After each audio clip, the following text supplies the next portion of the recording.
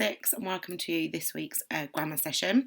So it's going to start off the same as the other sessions where I'd like to spend 10 minutes practicing some of your year 5 and 6 key spelling words. I'll attach the spelling menu to the Google Classroom post as well. So you can choose maybe 3 of the activities from the spelling menu and spend about 10-15 minutes practicing these words. So you can pause the video there, or you can look at the Google slideshow and think about the words that you find trickier to spell and have a practice at those. Okay, then when you come back, we're going to start the grammar session. This week we're going to be recapping and looking at modal verbs. So I want you to have a little think. Can you remember what a modal verb is? Can you name any of them? So we've got here modal verbs for possibility, so the rules for those modal verbs. So modal verbs can have many uses. They are sometimes known as modal auxiliary verbs or just as modals. In most cases they work with another verb to describe the possibility of something happening or to describe to what degree of certainty something is known. So there's a few examples here. So the Rounders team could win the tournament. So could is the modal verb there, and it's describing the possibility of something happening. Humpty Dumpty will fall off the wall. So will is the modal verb, and it's describing the certainty that it will happen. So he will fall off the wall. So here are the most common modal verbs that we use. So we've got might, could, would, must, may, will, ought, can, should, and shall. We can also use negative forms of these words as modal verbs. So for example, might not. So the frog might not become a prince. We could have could not, would not, must not, and so that would be the negative form of those words.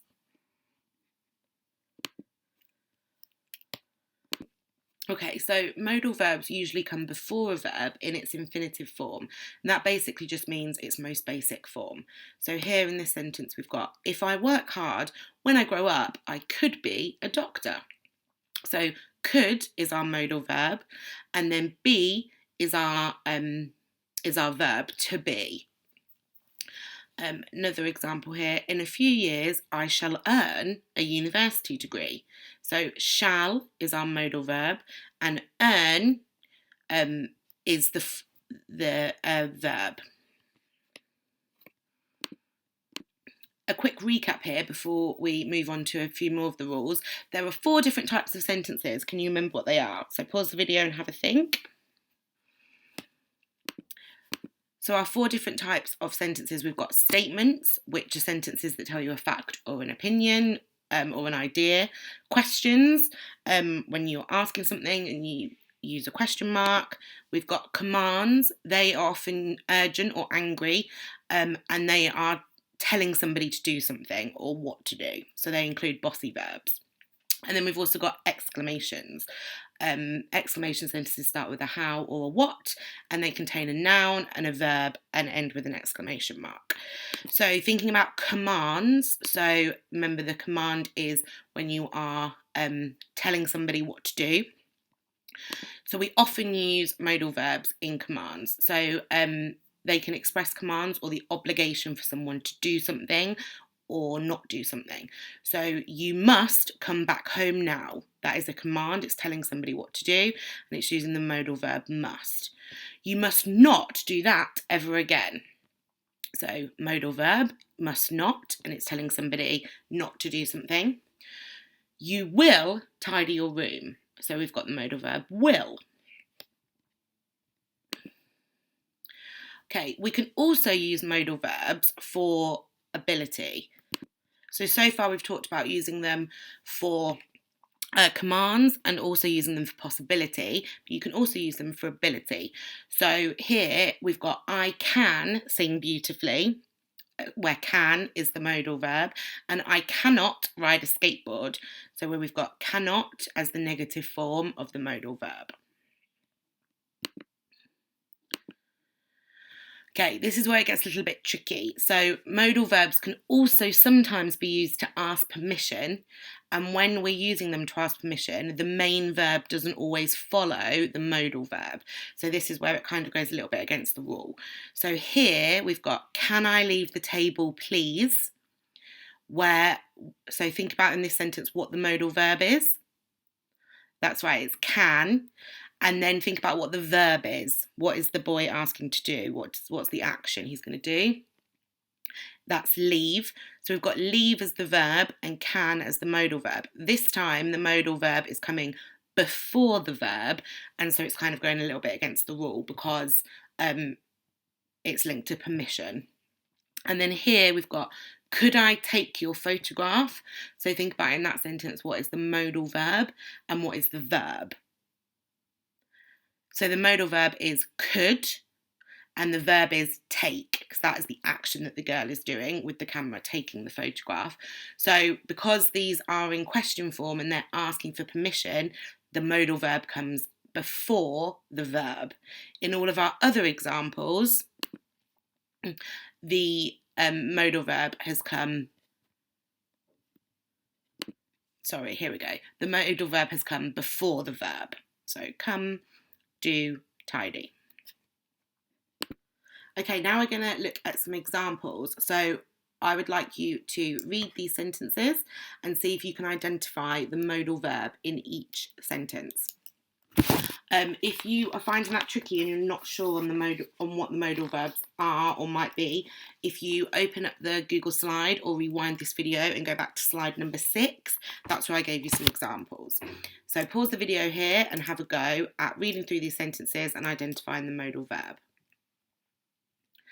I'm going to read through the sentences now, just so that you've heard them aloud. So, I shall catch the bus to your house.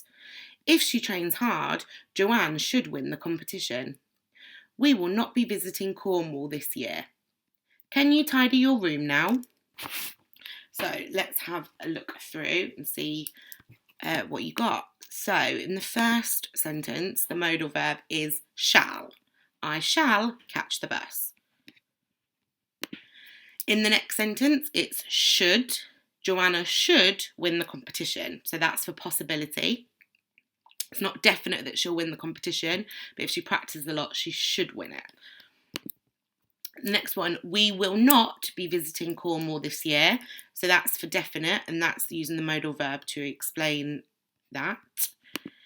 And then the final one is, can you tidy your room? So can is the modal verb, and in this one, because it's asking for permission, it comes before the verb, which is tidy.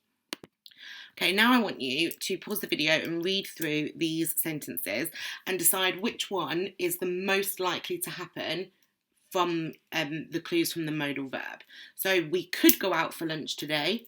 This afternoon, Josie might play tennis. The sun will come out tomorrow. Michael should get a shower tonight. So which one is most likely to happen?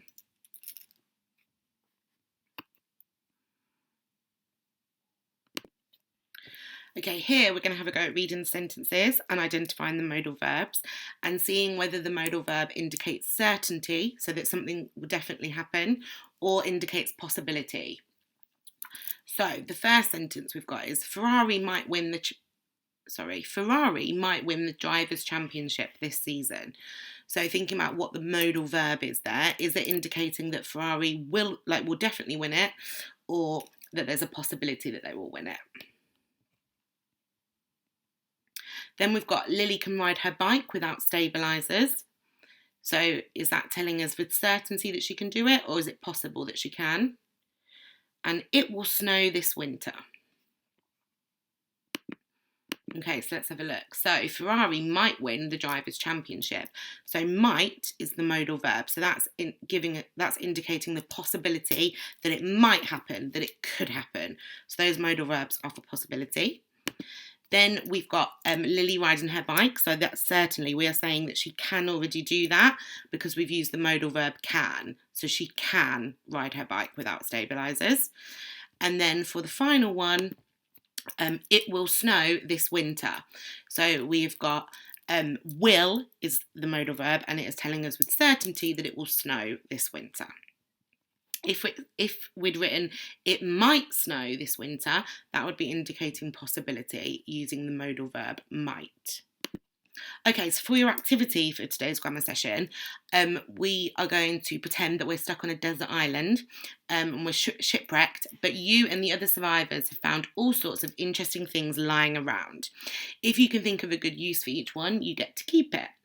Be as crazy or as inventive as you like with your reasons, but you are going to use modal verbs because you'll do that naturally as you're writing down your reasons. So this is, for example, so we found a cow on our desert island, and why should we keep that? What would it be useful for? So we've got some examples here. So we can get milk from it when we want to drink.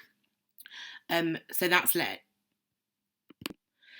telling us with certainty that we know we'd be able to get milk from it. It could be a pet to talk to if I get lonely, so that's a possibility. We might be able to train it like a horse, another possibility, and you could stand on its back to reach the coconuts in the trees. So we've got 3 possible things that we could use it for and one that we would definitely be able to use it for. So I attached a Google Doc to this assignment, and if you go into there's quite a few pictures if you scroll through. I think there's about 10, maybe 11, and you can just choose a few of those pictures and type in some good uses for each one and highlight or bold or underline the modal verb that you have used. So now finish this video and have a go at the Google Doc, and when you've finished that, make sure that you submit your learning so that I can see it. See you soon.